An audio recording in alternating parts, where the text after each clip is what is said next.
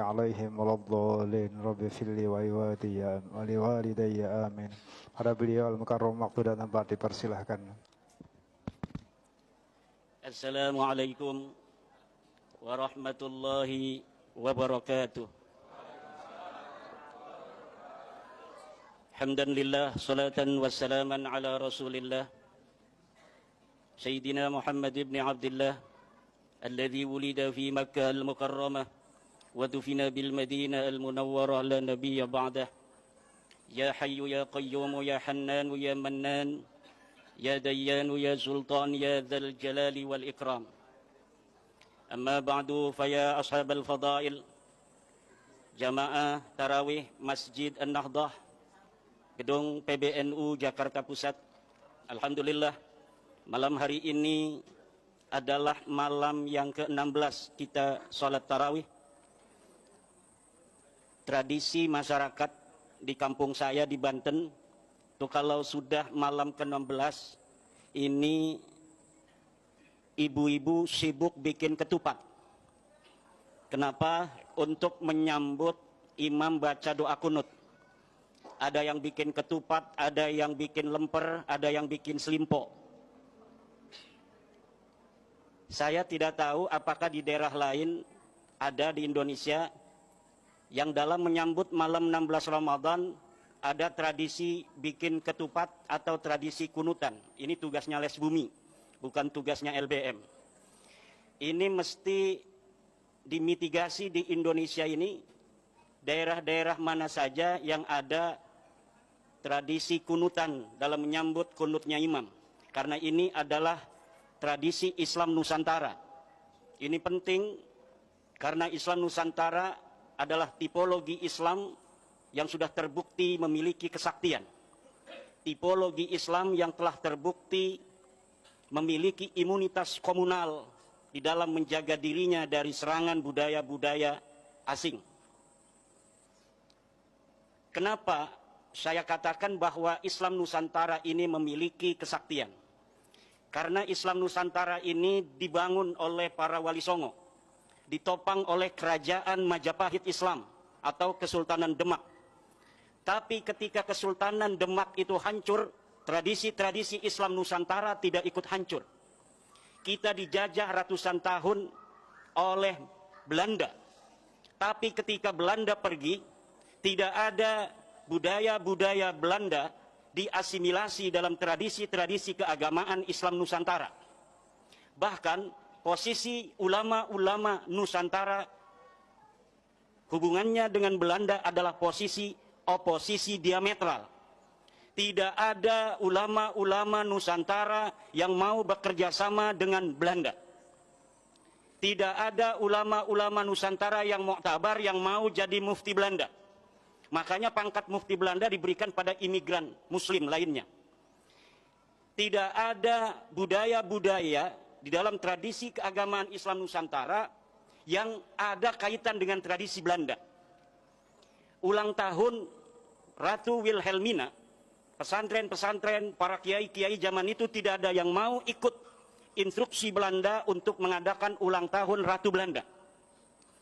Tidak ada destinasi-destinasi ulama-ulama Nusantara, basic-basic pesantren yang mengadakan ulang tahun Ratu Wilhelmina. Inilah bapak-bapak, ibu-ibu sekalian, yang saya katakan bahwa Islam Nusantara sebagai sebuah konsep yang dimunculkan Nahdlatul Ulama 2015 memang telah terbukti memiliki kesaktian-kesaktian dan imunitas komunal. Bahkan tahun 1927 Muktamar NU itu masih mengambil sebuah keputusan muktamar bahwa menggunakan dasi, celana panjang, jas itu hukumnya haram. Kenapa haram? Karena ini tasyabuh dengan Belanda. Ini adalah upaya perlawanan dari kalangan Nahdliyin ketika itu kepada hegemoni penjajahan Belanda. Tahun 40-an Kiai Wahid Hasyim mendobrak keputusan itu. Beliau menggunakan jas, menggunakan dasi, menggunakan celana panjang. Ansor-ansor kita pada ikut Kiai Wahid Hasyim. Akhirnya pada Kombes di Kudus Ansor, itu Kiai Asnawi Kudus marah-marah di arena Kombes karena anak-anak NU yang dari Ansor pakai celana panjang. Setelah merdeka tahun 50-an, Kiai Saifuddin Juhri bertemu dengan Yai Asnawi Kudus. Dalam keadaan Yai Saifuddin Juhri menggunakan jas yang rapi, dasi dan celana panjang. Ketakutan Yai Saifuddin Juhri, jangan-jangan nanti saya dimarahin lagi. Kayak seperti Kombes Ansor tahun 38 itu. Ternyata kata Kiai Asnawi Kudus, dulu saya haramkan menggunakan dasi, jas dan celana panjang karena tasabuh bil kufar, tasabuh dengan Belanda. Kalau sekarang menggunakan celana panjang itu bukan tasabuh dengan Belanda, tapi tasabuh dengan Kiai Wahid Hashim dan Insinyur Soekarno. Akhirnya dihalalkan.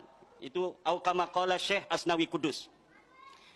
Setelah merdeka pula, ajaran-ajaran Nahdlatul Ulama yang merupakan kristalisasi pelembagaan dari ajaran-ajaran Wali Songo yang kemudian di 2015 kita kenal juga dengan istilah Islam Nusantara, telah mampu beriringan dengan Pancasila dalam menciptakan bangsa dan negara Indonesia dalam ketentraman yang tiada tara. Memang ada beberapa masalah di sana, tetapi relatif semua itu bisa untuk ditangani oleh kebangsaan kita yang mayoritas muslimnya adalah Muslim Nahdlatul Ulama, Muslim Islam Nusantara, Muslim daripada ajaran-ajaran Wali Songo.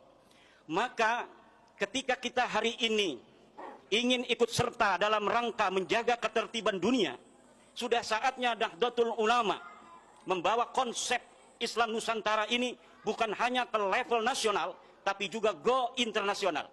Sudah saatnya Nahdlatul Ulama tablighu mafahimi Islam Nusantara ila jami'i anha'il alam. Untuk menyebarkan konsep Islam Nusantara ini ke seluruh semesta raya. Kita ajak seluruh agama-agama di dunia agar mempunyai konsep yang sama dengan Nahdlatul Ulama, yaitu dasar tawassut, tawazzun, dan i'tidal. Dan kita ajak seluruh konsep-konsep dasar negara di dunia ini untuk mengikuti konsep dasar Pancasila, di mana seluruh agama, seluruh etnis dan suku di dalamnya dilindungi oleh bangsa negara itu sendiri.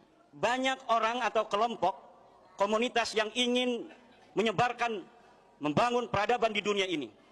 Yahudi mempunyai konsep protokol Zionis. Dia ingin mengembangkan peradaban dunia menurut konsep Yahudi. Saudi, dia memiliki mafahim al-Wahhabiyah, bagaimana peradaban dunia Islam dibentuk di dalam tradisi-tradisi Wahabi. Lalu Nahdlatul Ulama, ketika kita ingin berperan di dalam membangun peradaban dunia ini, konsep apa yang kita miliki? Konsep yang kita miliki adalah konsep Islam Nusantara. Maka sudah saatnya kita kristalkan ini konsep Islam Nusantara untuk merawat jagad dan membangun peradaban al-muhafadhah 'alal qadimis salih wal akhdhu bil jadidil aslah, yaitu dengan membakukan konsep Islam Nusantara baik di dalam definisi, filosofi maupun teori. Kita berdoa mudah-mudahan Nahdlatul Ulama semakin memberikan manfaat di dalam peradaban dunia ini dalam menciptakan keharmonisan dan perdamaian di tengah-tengah dunia. Demikian, wallahu huwal muwaffiqu ila aqwami thoriqin. Wassalamualaikum warahmatullahi wabarakatuh.